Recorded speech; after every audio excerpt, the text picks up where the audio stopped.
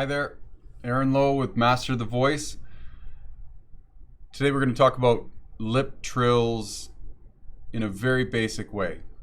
We're going to start with just focusing on no chest breathing, just a relaxed core. You don't need to take wide breath. We're just doing simple warm-up right now.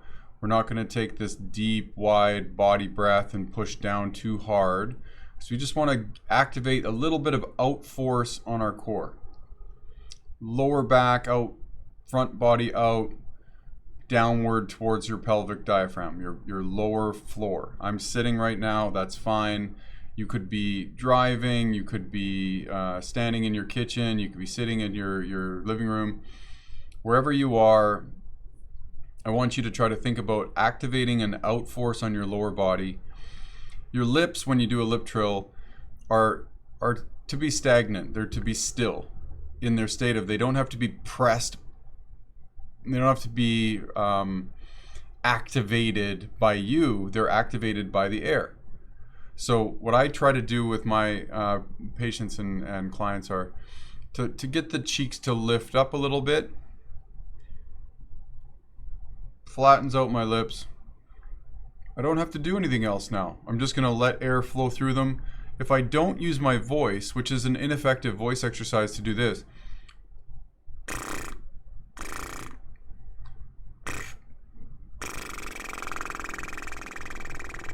my voice is off, so there's no vocal cord warming at that point. But it sometimes is good to activate that little bit of movement just to see what happens with it.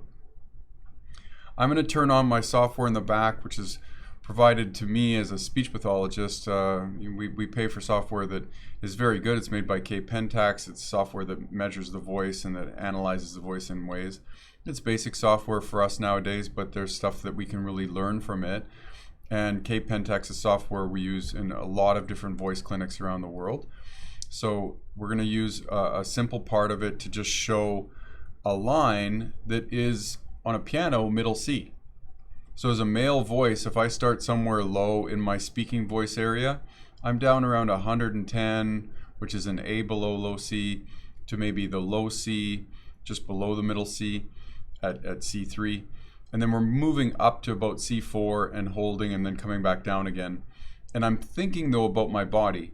So it's not about whether you know where middle C is or not. It's just thinking about your body, thinking about activating that down and out force. I'm not going to take a chest breath. That locks up my larynx, okay? So I don't need to go and lift. That's not going to help me, okay? So let's start an exercise. I go towards my cheeks by going to my jawbone. My finger on my jawbone, my thumb on my jawbone, and then I lift my cheeks a little bit, and then down force down into my body, pushing down like this. Okay, so let me start my software.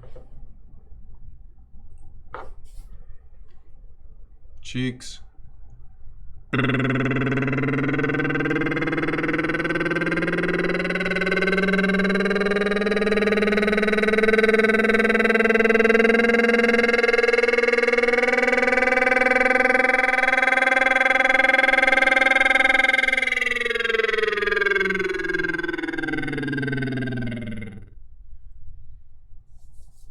I could do better with my breath.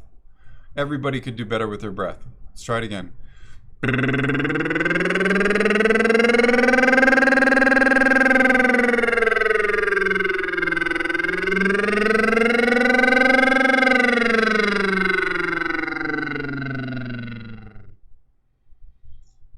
Release.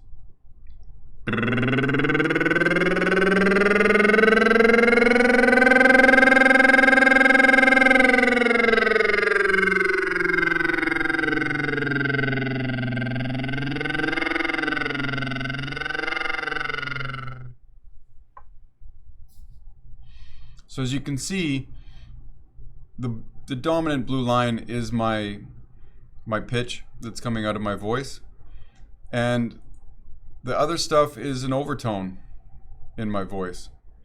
So that's fine. And if I take a break now and I feel like there's mucus on my vocal cords, it's okay to clear it. The minute I go back, My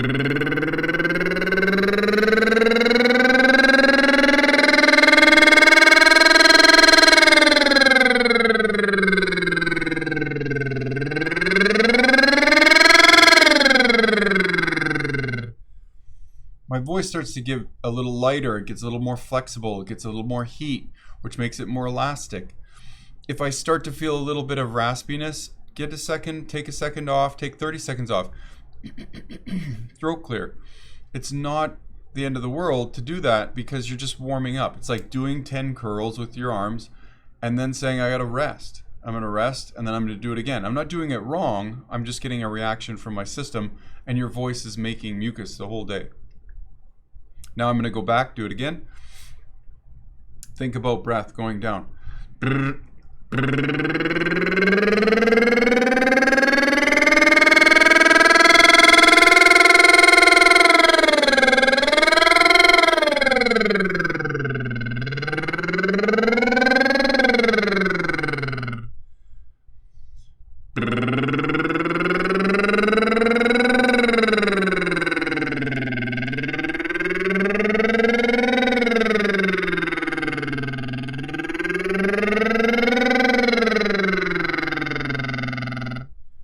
My head's not moving, that would mean my neck is tightening back here.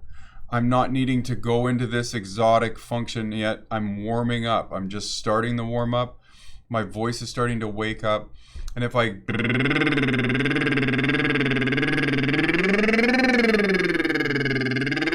I'm not measuring myself in a scale or arpeggio or triad. I'm not moving my voice musically. I'm moving it stretching and heating and functionally. Different than musical warm-up, it's a functional warm-up.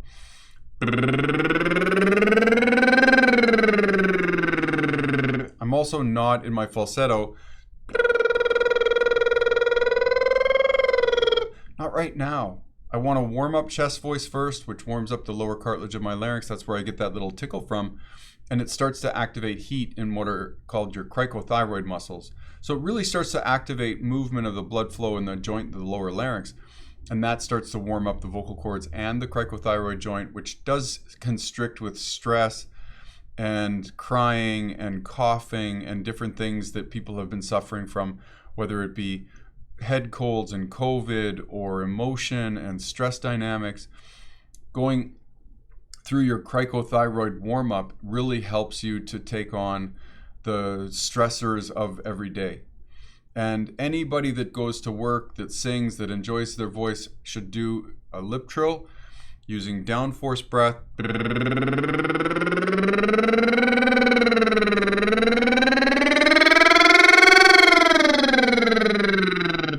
to start activating the cricothyroid.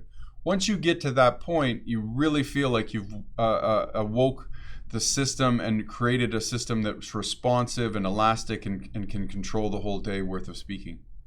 Okay? Basic lip trills. We're really going to start to practice this a lot. Try yourself at home and we'll see how it all goes. Thanks for the software again, K-Pentax. And practice, give me some comments. Click below and subscribe, and we'll keep giving more and more advice towards how to keep your voice healthy and how to stay safe as you sing and speak. All right. Bye, everyone.